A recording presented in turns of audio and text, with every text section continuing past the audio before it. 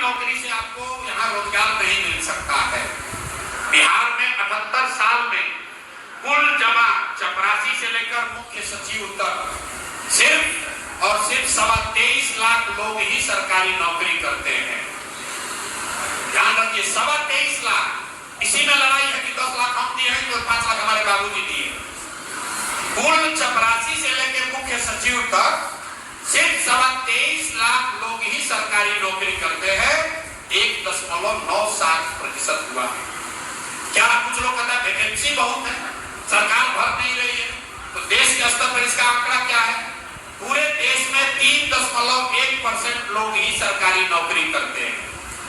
तो मतलब अगर बिहार राष्ट्रीय औसत के हिसाब से हो भी जाए तो भी 5 लाख लोग और नौकरी पा सकते हैं, उससे ज्यादा नहीं पा सकते। तो इसका मतलब यह है कि सरकारी नौकरी को जरिया नहीं है जिससे कि करोड़ों लोगों को रोजगार मिले। अब दूसरा आ जाइए, कुछ लोग कहता है यहाँ उद्योग लगा दीजिए, भैया फैक्ट्री खुलेगा, आपने कहा इंडस्ट्रियलाइज कर दीजिएगा तो उससे होगा, नहीं होगा। पूरे देश की जो अर्थव्यवस्था होती है, आप लोग अगर थोड़ा बहुत जो भी अर्थव्यवस्था को समझते हैं, अर्थव्यवस्था के 3 स्तंभ हैं, कृषि, उद्योग और सर्विस। तो पूरे देश में कृषि और उद्योग दोनों मिलाकर 35% है। मतलब 100 रुपया की अर्थव्यवस्था में कृषि और उद्योग दोनों का मिलाकर योगदान 35 रुपया है। 65% सर्विस सेक्टर है। तो सर्विस सेक्टर क्या, जैसे आप होटल में बैठे, यहाँ 100 लोग यहाँ बेरा के तौर पर काम कर रहा है, कोई होटल में आकर रुकता है, कोई खाना खाता है, रेस्टोरेंट में जाते हैं, गाड़ी खरीदते हैं, पढ़ाई करते हैं, सारा सर्विस सेक्टर है। तो अगर बिहार में रोजगार पैदा करना है तो लोगों के हाथ में पूंजी देनी होगी ताकि वो सर्विस सेक्टर में इन्वेस्ट करे और रोजगार वहीं से पैदा हो। अब ये हम लोग कैसे करेंगे? तो हम कह रहे हैं कि हम 1 साल में कर देंगे, तो लोग कह रहे हैं प्रशांत के पास कौन जादू है कर देने का। तो इसका बिल्कुल पूरा विजन जारी किया कि पहला काम जन सुराज ये करेगी कि 6 महीना के अंदर बैंकों के साथ मिलकर ये तय सुनिश्चित किया जाएगा कि बिहार में सीडी रेशियो भी कम से कम 70% हो जाए, ताकि 2 से 2.5 लाख करोड़ रुपया एक्स्ट्रा आपको समाज को मिलने लगे अलग अलग काम करने के लिए। तो पहला चीज हम लोग कर रहे हैं, सीडी रेशियो सुधारेंगे। दूसरी बात कह रहे हैं कि सीधे तौर पर मनरेगा को कृषि से जोड़ देंगे। तो अभी शाहबाद के क्षेत्र में आप कह रहे हैं धान गेहूं उगाते हैं, हमारे दादा वगैरह के जमाने में लोग बताते हैं मंगरैला लोग उगाते थे, जीरा उगाते थे। तो हम लोगों ने ये कहा कि बिहार में जो 55 लाख हेक्टेयर जमीन है जिस पर खेती हो सकती है, उसमें सिर्फ 2 लाख हेक्टेयर में ही नकदी फसल होता है, जबकि विश्व के स्तर पर माना जाता है कि 1/3 जमीन पर कम से कम कैश क्रॉप होना चाहिए, नगद फसल, नकदी फसल होना चाहिए। तो जन सुराज ये कह रहा है कि कृषि आधारित पलायन रोकने के लिए मनरेगा को सीधे कृषि से जोड़ दिया जाएगा। जो भी किसान नगदी फसल की खेती करना चाहते हैं उनको मनरेगा के तहत मजदूर मुफ्त में दिया जाएगा, ताकि उसको बाहर पंजाब हरियाणा न जाना पड़े। आप देख रहे हैं यहाँ एक और आपको खेती, एक और लोग जा रहा है पंजाब में खेती करने, और यहाँ शाहबाद के गांव में आपको मजदूर नहीं मिल रहा है। और इसमें 1 रुपया भी बिहार सरकार का खर्च नहीं है, क्योंकि मनरेगा का पैसा दिल्ली से मिलता है। पिछले साल 100 रुपया जो बिहार को अलॉट हुआ मनरेगा में, उसमें सिर्फ 40 रुपया ही बिहार सरकार ले पाई, 60 रुपया सरेंडर कर दिया, क्योंकि उसको यहाँ खपाने का सरकार की कैपेसिटी नहीं है। तो दूसरा बात, पहला बात सीडी रेशियो को 70 करना, जिससे 2 से 2.5 लाख रुपया हर साल यहाँ के युवाओं के हाथ में मिले रोजी रोजगार के लिए। दूसरी बात, मनरेगा को कृषि से जोड़ना, जिससे 2 बात होगा, एक तो लैंड प्रोडक्टिविटी जाएगी, जो चकबंदी वाली बात है। छोटे जमीन में भी अगर आप मसाला की खेती कर रहे हैं, अगर धान की जगह लहसुन उगा रहे हैं, तो आप ज्यादा पैसा वहां से कमा सकते हैं। और तीसरी जो सबसे बड़ी बात है, बिहार में लोग समाज के स्तर पर मूलधन से ज्यादा ब्याज से डरते हैं। जैसे गुजरात में लोग लोन लेने में नहीं डरते, बिहार में बेटी का शादी, घर बनाना और बच्चे की पढ़ाई को छोड़कर बाकी किसी चीज के लिए सामान्य परिवार लोन नहीं लेना चाहता है। वो डरता बहुत है, कर्ज से, ब्याज से डरता है।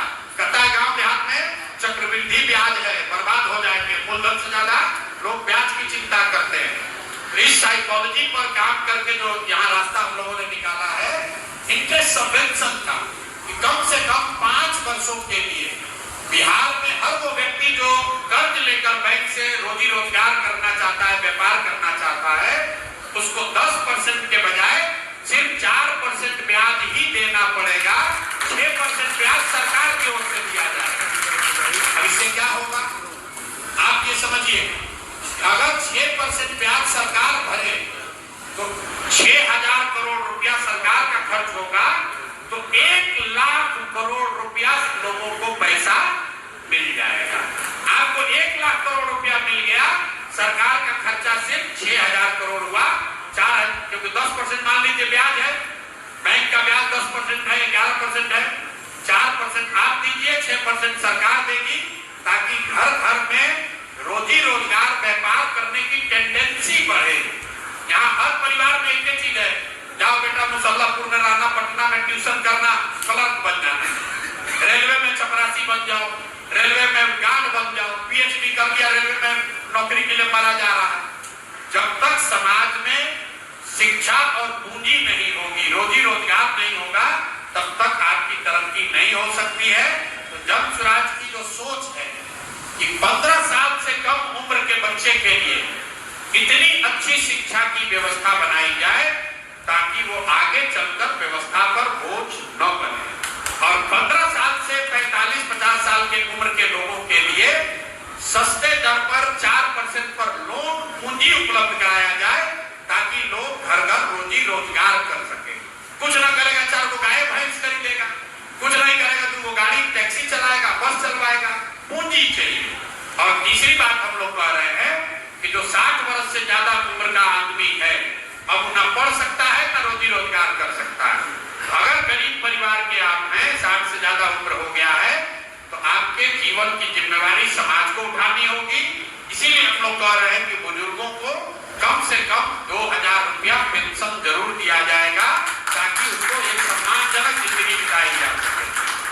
अब इसका जो पूरा बजट है, हम लोग जो कह रहे हैं, हम तेजस्वी यादव नहीं है कि कह देंगे सबको 2,500 रुपया दे देंगे। बुजुर्गों को अगर आप 2,000 रुपया दीजिएगा 60 वर्ष से ज्यादा उम्र के लोगों को, तो करीब करीब 2.5% बजट का सिर्फ 2.5% पैसा खर्च होगा उस पर। हमको हर साल करीब करीब 10,000 करोड़ रुपया एक्स्ट्रा इकट्ठा करना पड़ेगा उस स्कीम को चलाने के लिए। दूसरी बात हमने जो रोजगार के लिए कही, तो सीडी रेशियो को सुधारने के लिए 1 रुपया भी बजट से नहीं लगना है, वो एडमिनिस्ट्रेटिव काम है।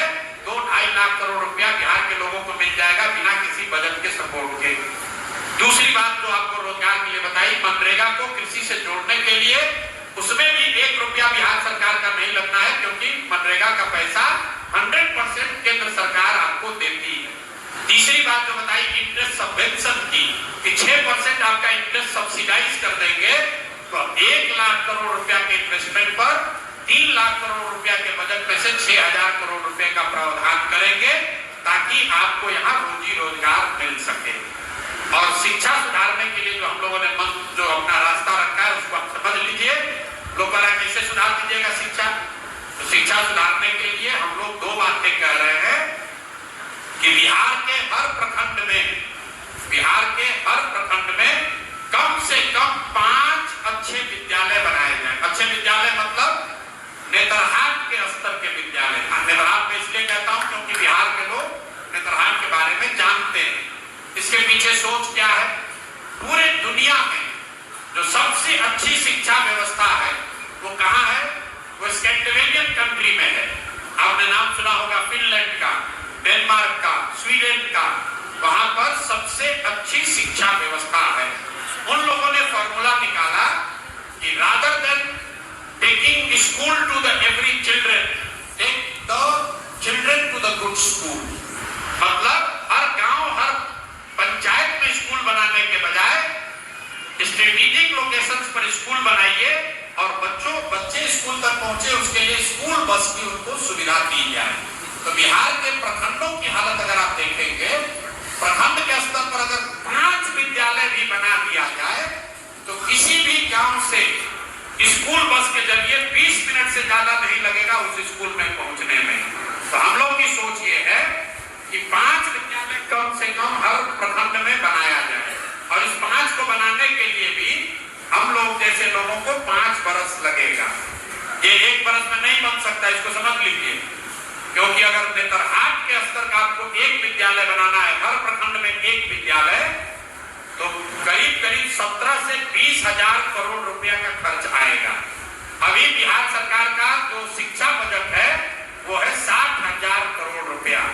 तो हम लोग की सोच है कि उसका 1/3 पैसा अगर विश्व स्तरीय विद्यालय बनाने पर खर्च किया जाए तो हर साल हर प्रखंड में, बिहार के हर प्रखंड में नेतरहाट जैसा एक विद्यालय बन जाएगा।